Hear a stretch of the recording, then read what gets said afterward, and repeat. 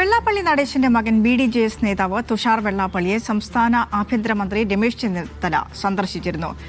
കർത്തയുടെ ഡയറിയിലെ പല പേരിലേക്കും ED നീങ്ങിയേക്കുമെന്ന സാഹചര്യത്തിലും പരിശോധനയ്ക്കിടെ ED ഉദ്യോഗസ്ഥർക്കെതിരെ ആക്രമണമുണ്ടായത് സംസ്ഥാന ആഭ്യന്തര വകുപ്പിന്റെ വീഴ്ചയെന്ന കേന്ദ്രം ആവർത്തിക്കുന്ന ഘട്ടത്തിലും NDയുടെ സഖ്യകക്ഷി നേതാവിനെ കേരളത്തിന്റെ ആഭ്യന്തരമന്ത്രി കണ്ടത് വെറും ഒരു സന്ദർശനം മാത്രമായി കണ്ടാൽ മതിയോ സാജു? രമേശ് ചെന്നിത്തലയുടെ ഭാഗത്തു നിന്നുള്ള വിശദീകരണമാണ് ഇതിനകത്ത് ഇനി വരാനുള്ളത്. പക്ഷെ ഞാനതിനൊരു ഒന്നും അറിയാത്ത നിഷ്കളങ്കമായ ഒരു കൂടിക്കാഴ്ചയായിട്ടൊന്നും വിശേഷിപ്പിക്കുന്നില്ല. ഹരിപ്പാട്ടെ പൗരപ്രമുഖൻ കൂടിയായ അശോക പണിക്കറുടെ വീട്ടിലേക്കാണ് രമേശ് ചെന്നിത്തല പോയത് എന്നാണ് ഇതുവരെ പുറത്തു വന്ന വിവരങ്ങളിലേക്ക് മനസ്സിലാകുന്നത്. അങ്ങനെ പോകുമ്പോൾ മകളുടെ ഭർത്താവായ തുഷാർ വെള്ളാപ്പള്ളി അവിടെ ഉണ്ടാവാനുള്ള സാധ്യതയെ രമേശ് ചെന്നിത്തല മുൻകൂട്ടി കണ്ടിട്ടില്ലേ എന്നൊരു ചോദ്യമുണ്ട്. ഇനി അല്ലെങ്കിൽ ആ വീട്ടിലെ ആരൊക്കെ ഉണ്ടാകും, തന്നെ സ്വീകരിക്കാൻ ആരൊക്കെ നിൽക്കുന്നുണ്ട് എന്ന് കേരളത്തിൻ്റെ ആഭ്യന്തരമന്ത്രിയായ രമേശ് ചെന്നിത്തലയ്ക്ക് മുൻകൂട്ടി മനസ്സിലാക്കാൻ കഴിയേണ്ടതായിരുന്നു. ഇതിപ്പോൾ തുഷാർ വെള്ളാപ്പള്ളി ഇട്ട റീലിലൂടെയാണ്. പക്ഷേ താൻ കൂടിക്കാഴ്ചയ്ക്ക് പോയ വിവരം ഇപ്പം ആലോകരെ അറിയിക്കാനൊന്നും, അല്ലെങ്കിൽ താൻ ആ വീട് സന്ദർശിച്ച വിവരമൊന്നും അറിയിക്കാനൊന്നും രമേശ് ചെന്നിത്തല ഏതായാലും താല്പര്യപ്പെട്ടിട്ടില്ല. തുഷാർ വെള്ളാപ്പള്ളി ഇട്ട റീലിലൂടെയാണ് നാട്ടുകാർ ഇതൊക്കെ മനസ്സിലാക്കിയത്. പക്ഷേ എങ്ങോട്ടാണ് രമേശ് ചെന്നിത്തല പോകുന്നത് എന്നതൊരു പ്രശ്നമാണ്, അല്ലെങ്കിൽ ആരുടെ സ്വീകരണമാണ് ഏറ്റുവാങ്ങുന്നത് എന്നതൊരു പ്രശ്നമാണ് എന്നാണ് എനിക്ക് തോന്നുന്നത്. കാരണം തങ്ങളുടെ മുന്നണിയിലെ ഏറ്റവും പ്രധാനപ്പെട്ട കക്ഷിയായ മുസ്ലിം ലീഗിനെ പൈശാചികവൽക്കരിച്ച വെള്ളാപ്പള്ളി നടേശൻ്റെ മകൻ്റെ അടുത്തേക്കാണ് രമേശ് ചെന്നിത്തല സ്വീകരണം ഏറ്റുവാങ്ങിയത്. ഇപ്പോഴും മന്ത്രിസ്ഥാനം ഏറ്റെടുത്ത ശേഷവും അദ്ദേഹം മുസ്ലിം ലീഗിൻ്റെ ഏറ്റവും പ്രധാനപ്പെട്ട തറവാടായ പാണക്കാട്ടേക്ക് രമേശ് ചെന്നിത്തല പോയതായുള്ള വാർത്തകളൊന്നും എൻ്റെ ശ്രദ്ധയിൽ പെട്ടിട്ടില്ല. പോയിരുന്നോ എന്ന കാര്യം എനിക്ക് വ്യക്തതയില്ല. പക്ഷേ അപ്പോഴും വെള്ളാപ്പള്ളി നടേശൻ്റെ അടുത്തേക്ക് പോകുന്നുണ്ട്. എന്തിനാ ഇത്? കാലത്തിൻ്റെ ചുവരെഴുത്ത് വായിക്കാൻ നേതാക്കൾക്ക് കഴിയണം. ഞാൻ രമേശ് ചെന്നിത്തല വെള്ളാപ്പള്ളി നടേശനെ ന്യായീകരിക്കുന്നു എന്ന് പറയുന്നില്ല. കാരണം വെള്ളാപ്പള്ളി നടേശനെതിരായ വിവാദങ്ങൾ ഉയർന്നു വന്ന പശ്ചാത്തലത്തിലൊന്നും വെള്ളാപ്പള്ളി നടേശനെ പൂർണ്ണമായും തള്ളിപ്പറഞ്ഞ നേതാവല്ല രമേശ് ചെന്നിത്തല. അതുപോലെ തന്നെ ഇപ്പോഴും രമേശ് ചെന്നിത്തല വെള്ളാപ്പള്ളി നടേശനെ ന്യായീകരിക്കുകയോ തള്ളിപ്പറയുകയോ ചെയ്യുന്ന, രണ്ടും ചെയ്തിട്ടില്ലാതെ നിൽക്കുന്ന രീതിയാണ് ഉണ്ടായിരുന്നത് ഈ സമയങ്ങളിൽ. ഇത് തന്നെ അദ്ദേഹം ശക്തമായ നിലപാട് ഈ വിഷയത്തിൽ സ്വീകരിക്കുന്നുണ്ടോ എന്ന ചോദ്യം ഉയർത്തുന്നതാണ്. കാരണം UDFനെ എത്രത്തോളം എതിർക്കാവോ ആ രീതിയിലൊക്കെ എതിർത്തയാളാണ് വെള്ളാപ്പള്ളി നടേശൻ ഈ തെരഞ്ഞെടുപ്പിന് മുമ്പ് വരെ എന്നുള്ള കാര്യം നമ്മൾ ഓർക്കണം. അപ്പോഴായിരുന്നു മറുഭാഗത്തു നിന്നും വെള്ളാപ്പള്ളി നടേശൻ എത്രയൊക്കെ വർഗീയത പറയുമ്പോഴും പിണറായി വിജയൻ അടക്കമുള്ളവർ ചേർത്ത് നിർത്തുകയായിരുന്നു വെള്ളാപ്പള്ളിയെ. വെള്ളാപ്പള്ളി ഒരു നവോത്ഥാന നായകനായി ചേർത്ത് നിർത്തിയാണ് മറുപക്ഷം പോയത്. കുമാരനാശാനേക്കാൾ മഹാനാണ് വെള്ളാപ്പള്ളി നടേശൻ എന്നുവരെ പറയുന്ന സാഹചര്യം ഉണ്ടായിരുന്നു. അങ്ങനെ വെള്ളാപ്പള്ളിയെ സംരക്ഷിച്ചു കൊണ്ടുപോയതിനെതിരായ ഒരു വിധിയെഴുത്തു കൂടിയായിരുന്നു LDFനെതിരായ ഈ തെരഞ്ഞെടുപ്പിലെ വിധിയെഴുത്ത് എന്ന കാര്യത്തിലും ഒരു സംശയവുമില്ല. പക്ഷേ ഇങ്ങനെയൊക്കെ നിൽക്കുമ്പോഴും ആ ജനവിധിയുടെ അകക്കാമ്പ് തിരിച്ചറിയാൻ UDF നേതാക്കൾക്ക് കഴിയണം. അവിടെ ആണ് നമ്മൾ മന്ത്രി ബിന്ദു കൃഷ്ണ പോകുന്നത് കണ്ടത്, പോയി അനുഗ്രഹം വെള്ളാപ്പള്ളിയിൽ നിന്നും ഏറ്റുവാങ്ങുന്നത് കണ്ടത്. പക്ഷേ രമേശ് ചെന്നിത്തല എങ്ങോട്ടാണ് പോകുന്നത്? NDയുടെ നേതാവ് കൂടിയാണ് തുഷാർ വെള്ളാപ്പള്ളി. ആ തുഷാർ വെള്ളാപ്പള്ളിയിൽ നിന്നുള്ള സ്വീകരണം ഏറ്റുവാങ്ങുന്ന ഒരു ഘട്ടം സൃഷ്ടിക്കണമായിരുന്നു എന്ന് രമേശ് ചെന്നിത്തല തന്നെ ചിന്തിക്കേണ്ടതാണ്. ഇവിടെ ക്ലാരിറ്റി, ഈ വിവാദം ഉണ്ടായിട്ട് ഇത്രയും സമയമായിട്ടും രമേശ് ചെന്നിത്തലയുടെ ഭാഗത്തുനിന്നും ഒരു ക്രിസ്റ്റൽ ക്ലിയർ ആയ വിശദീകരണം ഉണ്ടായിട്ടില്ല.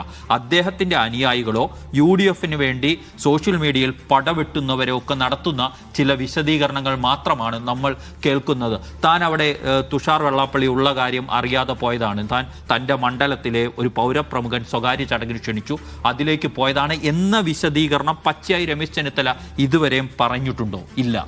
അവിടെയാണ് പ്രശ്നം. ഇതിൽ രമേശ് ചെന്നിത്തലയുടെ വെള്ളാപ്പള്ളിയോടുള്ള നിലപാട് എന്താണ്? വെള്ളാപ്പള്ളി നടത്തുന്ന വിദ്വേഷ പ്രസംഗങ്ങളോടുള്ള സമീപനം എന്താണ്? ഈ തെരഞ്ഞെടുപ്പ് കാലത്തും തെരഞ്ഞെടുപ്പ് കാലത്തിന് ശേഷവുമൊക്കെ അദ്ദേഹം കേരളീയ സമൂഹത്തിലേക്ക് വമിപ്പിച്ച വിഷം എത്രത്തോളമാണ് എന്ന് നമ്മൾ ആലോചിക്കണം. അത്തരം വിഷം വമിപ്പിക്കുന്നവർക്കെതിരെ നടപടിയെടുക്കേണ്ട പോസ്റ്റിലാണ് ഇപ്പോൾ ആരുള്ളത്? രമേശ് ചെന്നിത്തല ഉള്ളത്. ഇനിയും വെള്ളാപ്പള്ളി നടേശൻ ഇത്തരം വിദ്വേഷ പ്രസ്താവനകൾ നടത്തുമ്പോൾ ആഭ്യന്തരമന്ത്രിയുടെ സമീപനം എന്തായിരിക്കും എന്നതടക്കമുള്ള ചോദ്യങ്ങളുണ്ട്. അദ്ദേഹത്തിൻ്റെ മകനും NDA നേതാവുമായ തുഷാർ വെള്ളാപ്പള്ളിയിൽ നിന്നുള്ള സ്വീകരണം ഏറ്റുവാങ്ങുമ്പോൾ അതെന്ത് സ്വകാര്യ ചടങ്ങിലാണ് എന്നുള്ളത്. അതിനാൽ തന്നെ ഇതിൽ വിശദീകരിക്കേണ്ട ഉത്തരവാദിത്വം രമേശ് ചെന്നിത്തല എന്ന ആഭ്യന്തരമന്ത്രിക്ക് ഉണ്ട് എന്നുള്ളത് വസ്തുതയാണ്. അദ്ദേഹം അത് വിശദീകരിക്കേണ്ടതാണ്. അത് എന്തായാലും ഇതുവരെ ഉണ്ടായിട്ടില്ല. നോഫൽ എന്ന് തോന്നുന്നു. സാജു പറഞ്ഞതിനെ അടിവരയിട്ടുകൊണ്ട് തന്നെ സംസാരിക്കാം. കാരണം എന്താ വെച്ചാൽ കേരളത്തിൻ്റെ ആഭ്യന്തരമന്ത്രിയാണല്ലോ. കേരളത്തിൻ്റെ ആഭ്യന്തരമന്ത്രി NDAയുടെ സംസ്ഥാന കൺവീനറെ അങ്ങോട്ട് പോയി കാണേണ്ട എന്ത് സാഹചര്യമാണ് ഉള്ളത് എന്നുള്ളതാണ്. തുഷാർ വെള്ളാപ്പള്ളി ആരാണ്? ഒരു സമുദായ നേതാവ് പോലും അല്ലല്ലോ. അദ്ദേഹം BDJSൻ്റെ നേതാവും NDAയുടെ നേതാവുമാണ്. അദ്ദേഹത്തെ SNDPയുടെ സമുദായ നേതാവ് വെള്ളാപ്പള്ളിയെ പോലെ നമുക്ക് വിശേഷിപ്പിക്കേണ്ട ഒരാൾ കൂടിയല്ല.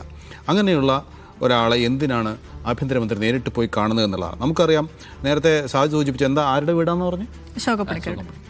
അദ്ദേഹത്തിന് ആ പണിക്കരുടെ വീടാണെന്നാണ് പറഞ്ഞത്. പക്ഷേ ആ പണിക്കരുടെ വീട്ടിൽ പോയതാണ്, അവിടെ ഉണ്ടായ തുഷാർ വെള്ളാപ്പള്ളിയെ കണ്ടതാണ് എന്നൊക്കെ പറഞ്ഞ് വിശദീകരിക്കാൻ നിന്ന് കഴിഞ്ഞാൽ വീണ്ടും നാറുകയുള്ളൂ.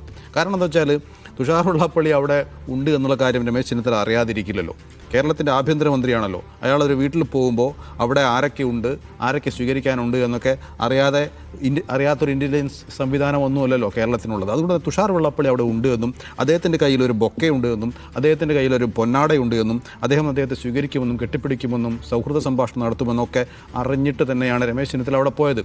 എന്തിനാണ് ഈ കേരളത്തിൽ നേരത്തെ സാജുവൊക്കെ സൂചിപ്പിച്ചതുപോലെ എങ്ങനെയാണ് UDF അധികാരത്തിലെത്തിയതെന്ന് അറിയുന്നവരാണല്ലോ രമേശ് ചെന്നിത്തലയും ബിന്ദു കൃഷ്ണയും VD സതീശനും ഒക്കെയുള്ള ആളുകൾ.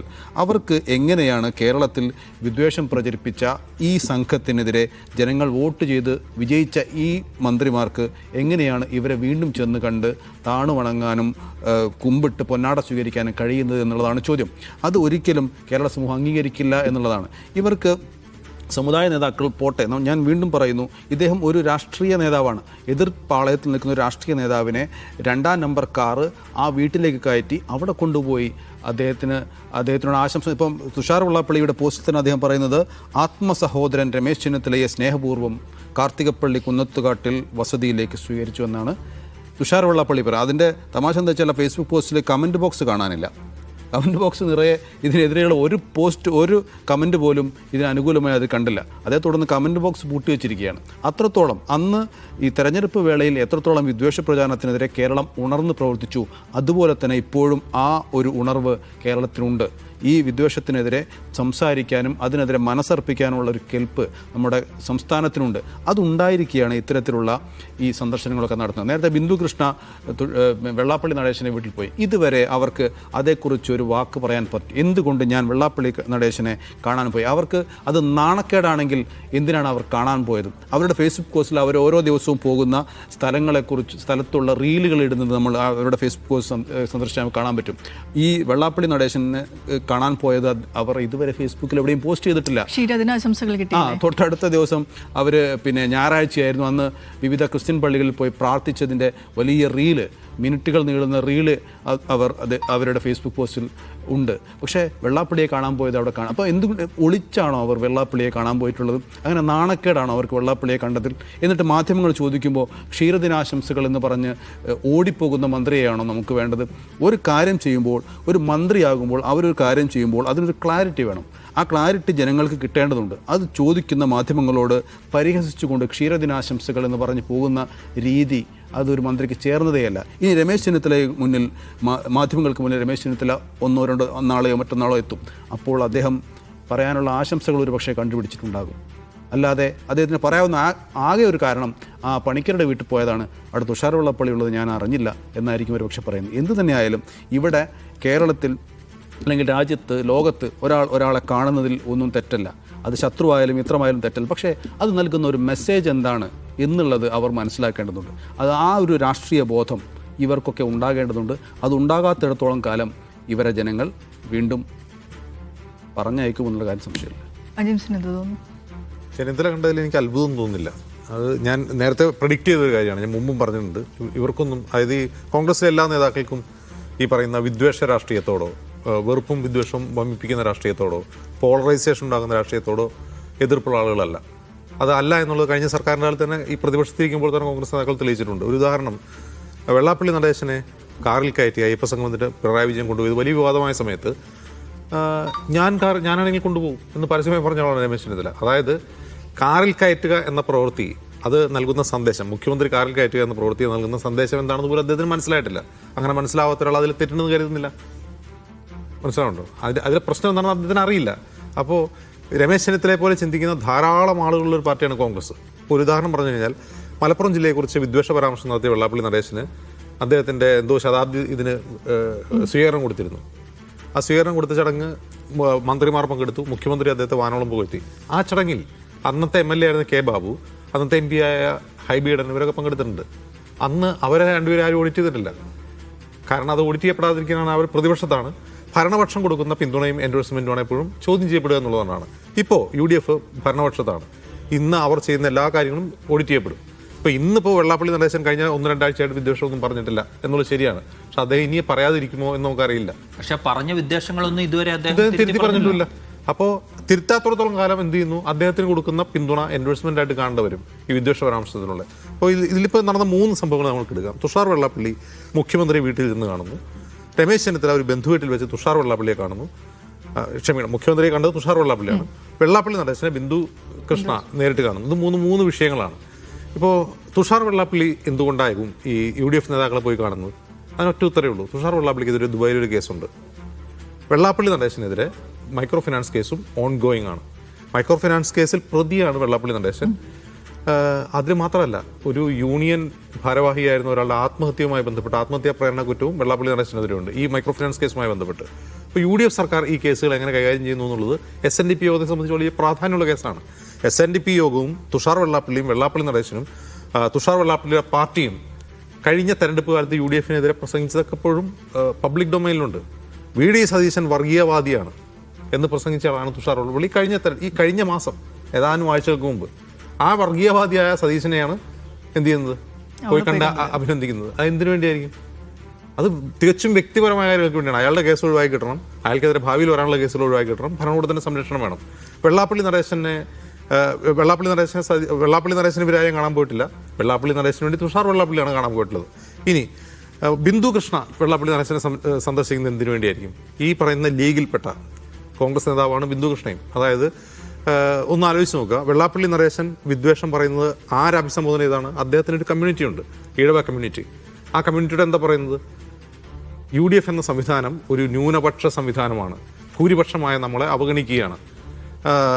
മുസ്ലിം ലീഗാണ് അവിടെ കാര്യങ്ങൾ തീരുമാനിക്കുന്നത്, മുസ്ലിം ലീഗ് വർഗീയത കാണിക്കുകയാണ്, മുസ്ലിം ലീഗ് ഈഴവരെ ജീവിക്കാൻ സമ്മതിക്കുന്നത്, ഇതൊക്കെയാണ് അദ്ദേഹം പറഞ്ഞുകൊണ്ടിരിക്കുന്നത്. അപ്പോൾ വെള്ളാപ്പള്ളി നടേശൻ അഭിസംബോധന ചെയ്യുന്ന ഈഴവ സമൂഹത്തിന് പ്രാമുഖ്യമുള്ളൊരു ജില്ലയാണ് കൊല്ലം ജില്ല. ആ കൊല്ലം ജില്ലയിൽ അവിടുത്തെ ഈഴവ സമൂഹം വെള്ളാപ്പള്ളി പറഞ്ഞത് ചെവിക്കൊള്ളാതെ UDF-ന് വോട്ട് ചെയ്തുകൊണ്ടാണ് അവിടെ UDF-ന് വലിയ മുന്നേറ്റം ഉണ്ടായത്. ബിന്ദു കൃഷ്ണ അടക്കം ജയിക്കുന്നത് ഇതേ ഈഴവ കമ്മ്യൂണിറ്റിയുടെ വോട്ട് കൊണ്ടാണ്. അപ്പോൾ വെള്ളാപ്പള്ളി പറഞ്ഞിട്ട് അത് കേൾക്കാതെ LDF-ന് വോട്ട് ചെയ്യാതെ UDF-ന് ഈഴവർ വോട്ട് ചെയ്തു. എന്നിട്ട് അതിനെ എന്ത് ചെയ്യണം? അതിനെ അക്നോളജ് ചെയ്യാൻ, ആ വോട്ടിനെ അക്നോളജ് ചെയ്യാൻ എന്ത് ചെയ്യുന്നു? UDF-ന് വോട്ട് ചെയ്യരുത് എന്ന് പറഞ്ഞ വെള്ളാപ്പള്ളിയെ പോയി കണ്ട അനുഗ്രഹം വാങ്ങുന്നു. ഇത് കുറച്ചെങ്കിലും ബുദ്ധിയുണ്ടെങ്കിൽ ബിന്ദുകൃഷ്ണ ആലോചിക്കേണ്ട കാര്യം, ജനം എന്തിനാണ് തനിക്ക് വോട്ട് ചെയ്തത് എന്ന് അവർ മനസ്സിലാക്കണം. നിങ്ങൾ എന്തിന് ജനം ജയിപ്പിച്ചു എന്ന് മനസ്സിലാക്കാനുള്ള ബുദ്ധിയെങ്കിലും കുറഞ്ഞ പക്ഷം ഈ കോൺഗ്രസ് നേതാക്കൾക്ക് വേണം എന്നുള്ളതാണ് എനിക്കതിൽ പറയാനുള്ളത്. പക്ഷേ അതിനൊരു കാര്യം കൂടെ നമ്മൾ ശ്രദ്ധിക്കേണ്ടതുണ്ട്. യൂത്ത് കോൺഗ്രസിൽ നിന്നാണെങ്കിലും യൂത്ത് ലീഗിൽ നിന്നാണെങ്കിലും ഒക്കെ ഈ വിഷയങ്ങളിൽ ഇപ്പോൾ ഈ നേതാക്കൾക്കെതിരെ എതിർപ്പ് ഉയർന്നു വരുന്നുണ്ട്. പഴയതുപോലെ കഴിഞ്ഞ ഭരണപക്ഷത്ത് ഉള്ള പ്രശ്നം എന്ന് പറഞ്ഞാൽ പിണറായി വിജയൻ പറയുന്നതിനെ അതേപടി ന്യായീകരിച്ചു പോകുന്ന ഒരു രീതി ഉണ്ടായിരുന്നു. ഇവിടെ ചെറിയ എതിർപ്പുകൾ അതുകൊണ്ടുകൂടിയാണല്ലോ ജനം UDF-ന് വോട്ട് ചെയ്തത്. അതെ, അവിടെ അങ്ങനെയാണ്. അവിടെ ആരും എതിർക്കാനില്ല, എല്ലാവരും ന്യായീകരിക്കുകയാണ്. ഇവർ എതിർത്ത് പറയുന്ന ആളുകളാണ്. ഇതൊരു ജനാധിപത്യ സംവിധാനമാണ്, അതുകൊണ്ടുകൂടിയാണ് ജനം വോട്ട് ചെയ്തത്. ഞാൻ പറയുന്നത് ബുദ്ധിയില്ലായ്മ ഒരു തെറ്റല്ല, പക്ഷെ ബുദ്ധി ഉണ്ടാകുന്ന രാഷ്ട്രീയത്തിൽ നല്ലതാണ്. അത് ഞാൻ പറയുന്നു. ഏതായാലും